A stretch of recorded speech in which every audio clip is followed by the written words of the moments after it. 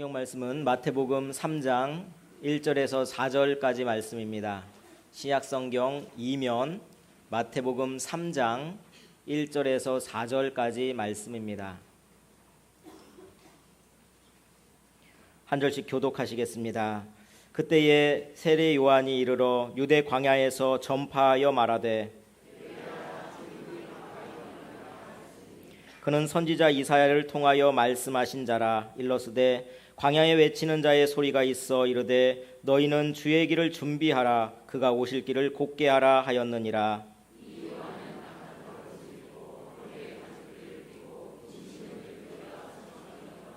아멘. 할렐루야. 할렐루야. 예.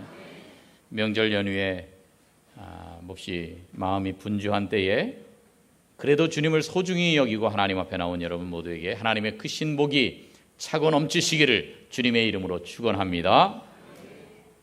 오늘 본문의 1절 말씀에 보니까 세례 요한은 유대 광야에 있었습니다. 3절에 보면 광야에서 외치는 자의 소리가 있었는데 그 사람은 광야에서 주의 길을 준비하는 사람이라 그랬습니다. 여러분 참 이상하죠. 대중을 상대로 사역을 하려면 도시에 사람 많은 곳에 가서 해야 될 것 아니겠습니까? 그런데 하나님은 세례 요한을 광야로 보내십니다. 사람 없는 곳에서 거기서 훈련받게 하시고 거기서 자라나게 하십니다. 제가 성지순례 갔을 때에 광야에 가봤었는데 광야에서 이렇게 딱 버스에서 내리니까 숨이 탁탁 막혀요. 낮에는 40도, 더울 때는 50도를 오르락 내리락 합니다. 용광로 같고 한증막 같은 그런 더위인데 또 밤이 되면 한없이 춥습니다. 사진을 보시면 이렇게 온통 거친 바위와 산과 모래뿐입니다. 곡식 하나 심을 수가 없습니다. 그런데 이렇게 메마른 광야로 하나님이 세례 요한을 부르셨습니다. 왜 그러셨을까요? 이스라엘의 힘은 바로 이 광야에 있습니다. 성경이 말해주는 모든 신비한 숨은 비밀이 엄청나게 숨겨져 있는 거룩한 영적 보고의 땅이 바로 이 광야의 땅입니다.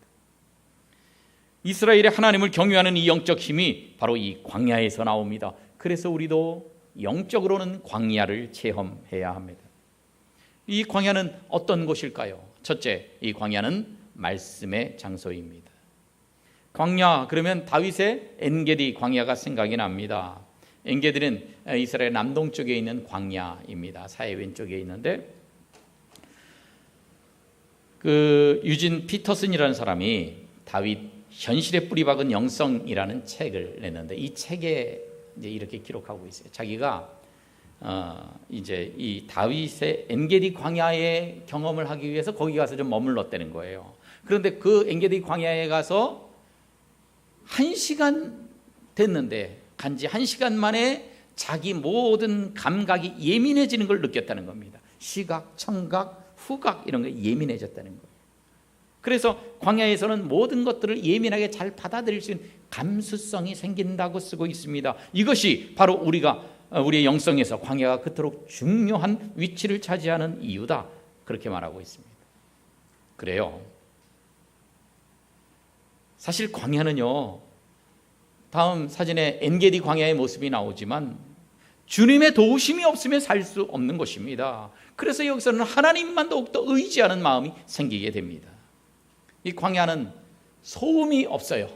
요즘식으로 말하면 자동차 소리도 없고 뭐 텔레비 소리도 없고 요란한 음악 소리도 없고 게임하는 소리도 없고 아무것도 없어요.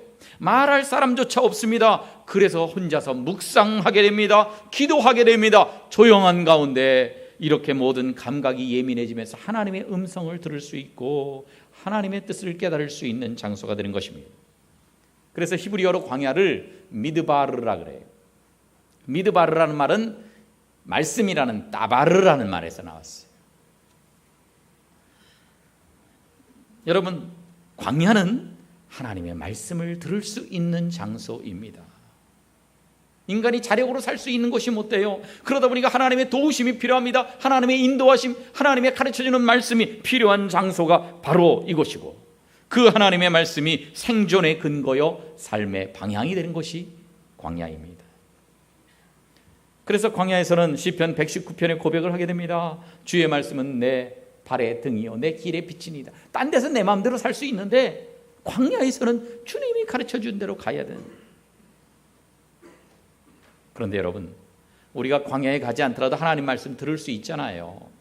그런데 우리가 말씀을 듣지 못하는 이유는 무엇입니까? 말씀이 없어서가 아니라 말씀을 들을 준비가 되어 있지 않기 때문에 그렇습니다. 그래서 주님은 주님의 말씀을 들을 수 있도록 세상 향락과 시끄러운 세속의 소리로부터 벗어나도록 우리를 때로 광야로 이끌어 가십니다. 그래서 힘든 광야길, 외롭고 척박한 광야길을 걷게 하십니다. 이전에는 광야길을 걷기 전에 편안할 때는 듣지 못했던 하나님의 음성을 이 광야에서 고통 가운데서 그 하나님의 말씀을 듣고 하나님의 음성을 깨닫게 하십니다. 그래서 시편 119편에서 이렇게 고백하는 거예요. 고난당한 것이 내게 유익이라. 왜 고난당한 것이 유익입니까? 이로 말미암아, 고난으로 말미암아 내가 주의 율례들을 배우게 되었기 때문에 그래요. 67절에 보니까 고난당하기 전에는 내가 그릇 행하였더니 잘못 살았는데 고난당한 다음에는 이제는 주의 말씀을 지키나이다. 여러분, 이것이 바로 광야입니다. 광야는 하나님의 말씀을 깨닫게 하는 장소입니다. 광야는 하나님과의 관계를 회복시켜주는 장소입니다. 광야는 하나님을 더 가까이 느끼게 하고 체험하게 하는 장소입니다. 그래서 많은 사람들은 이 광야에서 정말 하나님의 사람답게 변화되었습니다. 다윗은 광야 생활을 통해서 가장 다윗답게 되었습니다. 이스라엘 백성들은 광야를 통해서 이스라엘 백성답게 되었습니다. 세례 요한이 이 광야로 사람들을 불러냈습니다. 그리고 회개하라고 하나님의 메시지를 선포합니다. 사랑하는 성도 여러분, 우리도 광야로 나가야 합니다. 회개하라는 말을 들으면서 우리가 광야로 나아가야 합니다. 우리의 광야에 가서 거기서 고통 가운데 기도하면서 하나님의 말씀을 들어야 합니다. 그 광야의 힘든 환경 가운데 하나님의 말씀이 더 또렷하게 들립니다. 광야에서 우리는 다른 것 바라보지 않고 하나님에게 집중할 수가 있습니다. 그래서 이런 찬송이 있잖아요. 괴로울 때 주님의 얼굴 보러, 괴로울 때 주님의 얼굴 보라. 괴로울 때 내 고통을 바라보는 것이 아니라, 괴로울 때에 고통 주는 그 사람을 바라보는 것이 아니라 괴로울 때 주님의 얼굴을 바라봐야 해요. 사랑하는 성도 여러분, 여러분이 지금 광야길을 걸어가는 것처럼 힘든 인생을 살아가고 있습니까? 우리 인생이 광야길을 지나가는 것 같이 너무나 힘들 때에, 너무나 고통스럽고 너무나 외로울 때에, 그때 그 광야 속에서 하나님의 음성에 귀를 기울이십시오. 괴로울 때 하나님의 얼굴을 바라보십시오. 그러면 하나님의 음성을 들려주시고 우리의 갈 길을 인도해 주시고 결국 나를 젖과 꿀이 흐르는 땅, 가나안 땅으로 인도하실 텐데, 괴로움 속에서, 고난 속에서, 광야 속에서 더 하나님께 집중하고 하나님의 말씀을 깨닫는 복된 성도들 되시기를 주님의 이름으로 축원합니다. 두 번째 광야는 겸손의 땅입니다. 세례 요한도요, 광야에서 겸손한 모습으로 변해갑니다. 본래 세례 요한은 제사장 아들입니다. 사갈의 아들입니다. 아버지 집에 있으면 편합니다. 아버지 집에 있으면 먹을 것이 풍족합니다. 30세가 되면 자동으로 제사장직을 승계받게 됩니다. 그런데 일찍이 그곳을 떠나서 광야에서 자랍니다. 광야에서 훈련받습니다. 오늘 본문 4절 말씀 다 같이 읽어보겠습니다. 시작. 이 요한은 낙타 토롯을 입고 허리에 가죽띠를 띠고, 낙타 토롯을 입었어요. 가죽띠를 띠었어요. 메뚜기와 석청을 먹었어요. 잘못 생각하면 이 사람은 모피 코트를 입었네, 그 비싼 거 입었네, 가죽띠 비싼 걸로 했네, 그리고 야 이거 뭐 메뚜기야 석청 이 꿀 이 호의호식했네, 이렇게 생각하지만 그게 아니에요. 낙타 토롯은요, 이 낙타는 모래바람을 맞는 짐승입니다. 이 털이 아주 거칠어요.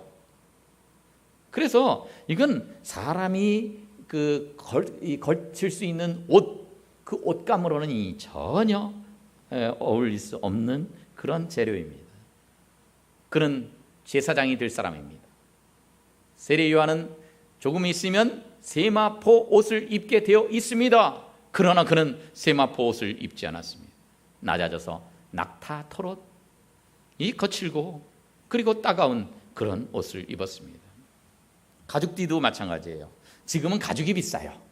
그러나 그때는 이스라엘 사람들이요 전부 다 목축을 했거든요. 집에서 양을 잡아서 양 고기를 먹고, 가죽은 저절로 남는 부산물이에요. 그걸로 뭐 옷을 해 입기도 하고, 가죽띠야 뭐 흔한 겁니다. 그건 돈 주고 살 필요 없어요. 자급자족 하던 시대니까. 그러니까 가죽띠는 이건 아주 싼 거고, 그때 부자들은 뭘 했느냐 하면은 자색 그 실로 만든 띠를 했어요. 그게 부자들이지 가죽띠는 부자가 아니에요. 지금과 다릅니다. 그 다음 메뚜기와 석청도 마찬가지예요. 메뚜기가 뭐 지금은 고단백이라고 그런다지만, 여러분 메뚜기 잡으려면 얼마나 힘듭니까? 그리고 석청이라는 거는 이 바위 같은데 이렇게 구멍이 있으면 그 안에다가 이제 벌들이 자기 집을 짓고 꿀을 저장하거든요. 그걸 따야 되는데 벌들이 가만히 있습니까? 죽자 사자 달려들어서 막 쏘잖아요. 그런데 그걸 무릅쓰고 그 꿀을 채취해야 되는 거예요. 그러니까 이게 정말 편한 음식이 아닙니다. 집에 있으면 세례요한은 편한 음식 먹는 거예요. 제사장들은요 성전에서 제사를 지내죠. 그 제사 이제 양이든 소든 그 고기의 일부분은 자동적으로 제사장에게 배분되게 돼 있어요. 세례요한이 집에 있으면 자기 아버지가 제사장이니까 그냥 양고기, 소고기, 삶은 거 얼마든지 먹을 수 있습니다. 편하게 먹을 수 있는 음식들을 마다하고 메뚜기를 잡아야 되고 벌에 온통 얼굴을 손을 쏘이면서 간신히 얻을 수 있는 이 석청을 먹습니다. 그는 많이 낮아진 겁니다. 예루살렘에서 잘 먹고 평안을 누리고 부유하게 잘 입고 영광스러운 삶을 살 수 있는데, 제사장이 옷을 벗어던지고 낙타 털옷을 입고 양 다리를 뜯어야 할 사람이 메뚜기와 석청을 먹으면서 낮고 낮아진 삶을 산 것입니다. 마치 예수님이 하늘보다 높은 보좌를 버리시고 하나님과 동등됨을 취할 것으로 여기지 아니하시고 스스로 자기를 비어 종의 형상을, 사람의 형상으로 우리에게 오신 것과 같습니다. 낮아졌어요. 우리도 그렇습니다. 우리는 교만하기 쉬운 사람들입니다. 그래서 우리는 광야에서 겸손을 배워야 합니다. 아유, 제가 뭘 겸손하지 뭘 이렇게 교만하기 쉬워요. 난 교만해질 게 없어요. 뭐 잘난 게 있어야 교만하죠. 그렇지 않습니다. 우리는 교만한 걸 모르지만 우리보다 조금만 못한 사람들을 보면 우월감에 빠지는 존재들입니다. 다른 사람을 이렇게 내려 깔며 보기 쉬운 존재입니다. 나도 모르게 교만해질 수 있는 게 우리예요. 그렇기 때문에 우리는 우리의 광야에서 겸손을 배워야 합니다. 만약에 우리가 스스로 겸손해져야 되는데 스스로 겸손해지지 않으면 하나님이 강제로 우리를 광야로 인도하셔서 그곳에서 겸손을 가르치시는 것입니다. 신명기 8장 2절을 보면 그런 말씀이 있어요. 내 하나님 여호와께서 이 40년 동안에 내게 광야길을 걷게 하신 그 이유가 뭔지 아냐? 그 이유는 제일 먼저 나온 중요한 이유가 너를 낮추심이에요. 광야길을 걷게 하신 것은 너를 낮추시기 위해서 그런 거다. 16절에도 보면 똑같은 말씀이 나옵니다. 이는 다 너를 낮추시며, 주님은 광야에서 우리를 낮추십니다. 토마스 아퀴나스라고 하는 유명한 중세 신학자는 이런 말을 했어요. 교만은 모든 죄악의 어머니다. 교만은 어떤 죄악의 어머니라고요? 어떤 죄악? 모든 죄악. 교만은 한 가지 죄악의 어머니가 아닙니다. 교만은 모든 죄의 어머니라는 거예요. 왜냐하면 에덴 동산에서 아담과 하와가 타락하고 선악과를 먹고 원죄에 빠졌는데, 그때에 선악과를 보니까 야, 이것만 먹으면 이 뱀의 말처럼 우리 눈이 밝아져서 하나님처럼 될 수 있다. 그 말이 혹했단 말이에요. 하나님처럼 되려고 하는 이 교만이 모든 죄악의 뿌리고 모든 죄악의 본질인 것입니다. 그래서 교만은 한 가지 죄가 아니라 모든 죄와 연관되어 있습니다. 이 교만을 우리가 뿌리 뽑기가 쉽지 않은데 이걸 뿌리 뽑아야 돼요. 우리가 겸손해야 됩니다. 다음 사진에 나온 사람이, 이 사람이 세계적으로 유명한 지휘자 레오나드 번스타인이. 이 사람에게 기자가 물었습니다. 선생님, 수많은 악기 오케스트라를 연주하고 계신데 그 중에서 가장 다루기 힘든 악기가 무엇입니까? 그랬더니 번스타인이 이런 대답을 했습니다. 세컨, 우리가 제2 바이올린입니다. 왜 그렇습니까? 제1 바이올리니스트는 자기가 바이올린을 제일 잘 연주한다고 그렇게 생각을 하고 다른 이 바이올리니스트를 무시한다. 근데 제2 바이올린 연주자도 꽤 실력이 있으니까 그 바이올린 연주자가 많은데 그 가운데 제2가 된 거 아니겠어요? 그러니까 나도 네 못지않게 잘하는데 저게 나를 무시하네? 이런 생각을 갖는 거예요. 그래, 저게 시건방을 떠네? 눈꼴시에서 못 보겠네? 그러면서 이 감정이 상해가지고요, 협조를 안 하고 불화가 생기고 그 단원들 간에 이 사람 파가 생기고 그래가지고 화합이 안 되고, 그러면 화음에 문제가 생긴다는 거예요, 번스타인의 말은. 그래서 그걸 신경을 쓴다는 거예요.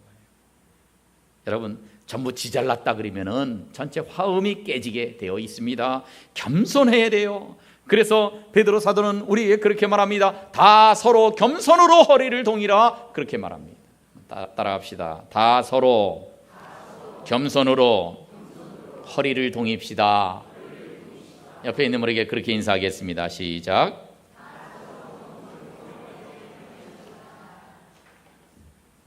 다 서로 겸손해야 돼요. 쟤만 겸손하면 돼? 아니에요. 나도 겸손해야 됩니다.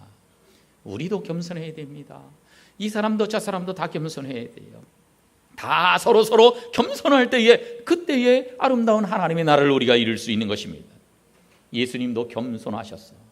겸손한 모습으로 우리 가운데 오셨습니다. 나는 온유하고 겸손하다고 주님 말씀하셨습니다. 우리도 우리의 힘든 날에 우리가 광야 학교를 다니고 있을 그때에 겸손을 배우십시다. 나 자신을 낮추십시다. 다른 사람을 나보다 낮게 여기십시다. 그렇게 해서 겸손의 사람이 되어서 하나님 쓰임에 합당한 복된 성도들 되시기를 주님의 이름으로 축원합니다. 마지막으로 이 광야는 훈련의 장소입니다. 여러분, 하나님이 쓰는 사람들, 사명이 있는 사람들은요, 편안함을 포기할 각오를 가져야 돼요. 편안함을 포기할 각오를 가져야 돼요. 광야를 사랑해야 합니다. 하나님의 사람들을 보십시오. 한결같이 광야를 거쳐간 사람들이었습니다. 요셉을 보세요. 13년 동안 광야 같은 훈련소에서 엄청난 고난의 공부를 하지 않았습니까? 광야에 형들을 찾아갔다가 형들에게 팔려서 노예가 되고요, 보디발의 집에 노예 생활을 하고, 그 다음에 억울하게 감옥에 갇히게 되고, 감옥에서도 또 이 대신 이들에게 또 잊혀짐을 당하고 배신도 당하고 그렇습니다. 그러나 이 엄청난 일을 겪으면서도 이 광야 같은 고난 속에서 믿음으로 자기 자신을 훈련시켰더니 결국 하나님이 그 고난 후에 그를 총리 대신으로 쓰셨던 것입니다. 하나님이 모세도요, 미디안 광야에서 40년 동안 훈련을 시키신 다음에 이스라엘 백성들을 인도하게 하셨습니다. 다윗도 광야 생활에서 너무너무 힘들게 다져지고 훈련받고 나서 이스라엘의 왕으로 쓰임받게 되었습니다. 사도 바울도 예수님 다메섹 도상에서 만나자마자 사역한 게 아닙니다. 아라비아 광야에 가서 3년 동안 준비한 다음에야 사역을 시작했던 것입니다. 이스라엘 백성들도요, 40년간 광야를 통과하게 하시면서 훈련을 시키신 다음에 그 다음에 가나안 땅으로 인도하셨어요. 오늘날도 마찬가지입니다. 하나님은 귀하게 쓰실 성도들을 광야에서 훈련을 시키십니다. 그래서 하나님께서 그의 백성들을 훈련시키시는 훈련소가 바로 광야입니다. 그런데 우리는 안 그래요. 우리는 싫어요. 광야가 싫어요. 우리가 뭘 좋아합니까? 우리는 성공대학 행복학과를 좋아합니다. 그런데 하나님은 우리에게 광야대학 시련학과를 가라고 그러시는 거예요. 싫습니다 그러는데요, 그런데 하나님이 왜 이런 광야대학을 우리에게 가게 하시는가? 왜 사랑의 하나님이 사랑하는 자녀들에게 환난과 핍박을 허락하십니까?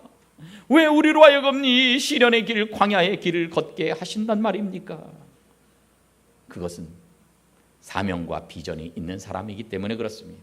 하나님이 버린 사람 광야로 굳이 보낼 필요 없습니다. 훈련시킬 필요 없습니다. 하나님이 쓰고자 하는 사람은 광야에서 훈련을 받아야 됩니다. 하나님이 쓰려고 하는 사람은 편한 길로 인도하시지 않고 광야로 인도하십니다. 그곳에서 사명을 잘 감당하고 비전을 성취하도록 훈련을 시키시는 것입니다. 고난을 통과하게 하시고 성숙시키시고 강하게 단련시키십니다. 어디에서? 광야에서입니다. 그런 점에서 광야는 힘들지만 은혜의 땅이요 축복의 땅입니다. 사랑하는 성도 여러분, 우리가 가야 할 곳이 어디입니까? 우리가 가야 할 곳은 번쩍거리는 곳이 아닙니다. 행복과 또 이 우리에게 그 금은 보화를 약속하는 장소가 아닙니다. 우리의 가야 할 곳은 광야입니다. 광야는 메마른 곳이지만 그곳이 시냇가에 심은 나무와 같이 시절을 쫓아 과실을 맺을 수 있는 장소입니다. 영적으로는 광야로 들어가야 내 영혼이 살게 되어 있습니다. 겉모양은 낙타토롯을 입고 형편없지만 그의 심령은 거룩해지고 새로워지고 정결함을 입는 곳이 바로 광야입니다. 그런데 우리는 광야를 찾기 싫습니다. 모든 사람이 도시로 몰려듭니다. 사람들이 사람 많은 도시를 찾습니다. 사람들이 흥겹게 노는 유흥가를 찾습니다. 쾌락의 장소를 찾아다닙니다. 그러다가 모두가 불행해지고 고통당하고 슬픔이 오는 것입니다. 현대 문명이 우리에게 광야를 없애버렸어요. 힘든 일들 없게끔 했습니다. 이 세상인 에덴 동산처럼 만들어 버렸습니다. 그런데 실제로 에덴 동산이 안 돼요. 우리의 가정들은 더 많이 파괴가 되고 있고 우리 자녀들은 더 많이 방황하고 있고 더 많은 그 범죄들이 생겨나고 있습니다. 광야로 간 사람들은 다 새로움을 입고 거룩함으로 지음을 받았는데 너 어디를 택할래? 좌냐 우냐? 나는 문명이 발달한 저 소돔성으로 가겠습니다. 소돔과 고모라로 가겠습니다. 그것을 선택했던 롯이 패망했던 것처럼 오늘날 광야가 아닌 이 문명이 발달하고 쾌락과 그리고 여러 가지 행복이 우리를 기다리고 있는 것 같은 그런 번쩍거리는 곳을 찾아갔던 우리는 롯과 같이 패망할 수밖에 없는 것입니다. 우리가 진정으로 가야 할 곳, 내가 영적으로 사는 곳은 바로 광야입니다. 광야예요. 우리가 영적으로 광야로 가야 돼요. 찬송가는 아니지만 이런 노래가 있잖아요. 나 이제 가노라 저 거친 광야에 저 거친 광야에 나 이제 가노라 나 이제 가노라. 여러분 우리도 주님이 부르시는 고난의 장소 광야로 가야 합니다. 저 거친 광야로 가야 합니다. 예수님이 광야에서 40일 금식 기도를 하시고 나서 사역을 시작하셨습니다. 거기서 사탄의 시험도 이겨내셨습니다. 광야는 은혜입니다. 광야로 들어가는 사람은 새로운 삶을 얻습니다. 광야로 들어가는 사람은 하나님을 만나게 되어 있습니다. 엘리야도 광야에서 하나님을 만납니다. 모세도 광야에 있는 호렙산에서 하나님의 음성을 듣습니다. 광야에서 하나님을 만나요. 광야를 거쳐야 담대해지고 용기를 얻게 됩니다. 요즘은 애들이요 조그만 불편함을 못 참아요. 군대에 가도요 옛날과 달리 옛날에 비하면 편해졌는데 군대가 근데 문제는 더 많이 생기고 자살하고 그런 아이들도 더 많아져요. 부모님이 조금만 꾸중을 해도 애가 집을 나가거나 자살하거나 그래요. 심지어 얼굴을 성형수술을 했는데 기대한 만큼 작품이 잘 안 나왔다고 자살하는 애도 있어요. 다 광야를 몰라서 그렇습니다. 현대인들에게 광야가 없어서 그렇습니다. 광야의 이 힘든 환경을 거친 사람은 어떤 일도 이길 수 있고 광야를 거친 사람은 어떤 환경에도 적응할 수가 있는 것입니다. 여러분 우리가 자녀를 귀하게만 길러놓으면요 그 자녀들은 이 악한 세상 뱀과 전갈이 우글거리는 이 험한 세상에서 승리할 수가 없어요. 광야를 거쳐야 이 세상을 이길 수 있는 힘이 생기고 용기가 생기는 것입니다. 그리고 광야를 거쳐야 감사한 마음이 생겨요. 먹을 것이 하나도 없는 이 광야를 지나봐야 모든 것이 감사한 거예요. 메뚜기 하나 잡아 먹어도 감사해요. 벌에 쏘이지만 석청을 먹어도 감사합니다. 집에서 밥을 줘도 감사하고 밥을 안 줘서 라면을 끓여 먹어도 감사하고 광야를 거친 사람이 감사해요. 한가위가 내일입니다. 한가위는 더도 말고 덜도 말고 어떻게 하라고요? 한가위만 같아라. 그렇게 풍요로운 때라는 거죠. 근데 옛날에 보릿고개에 있던 시절과 지금하고 비교를 하면 요즘은 1년 내내 한가위와 같이 풍요로움을 우리가 누리며 사는 시대입니다.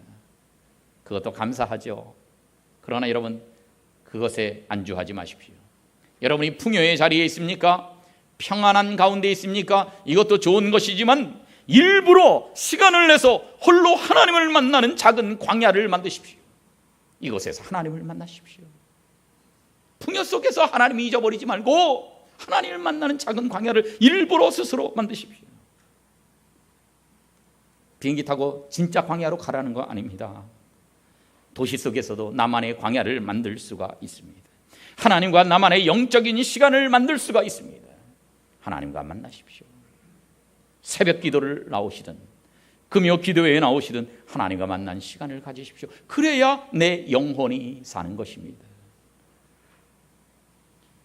우리가 이 광야에서 하나님의 음성을 듣게 됩니다. 좋을 때는 못 들었던 하나님의 음성을 발견합니다. 이 광야에서 겸손을 배우게 됩니다. 그리고 광야에서 하나님의 사람으로 쓰임받을 수 있는 훈련을 받게 됩니다.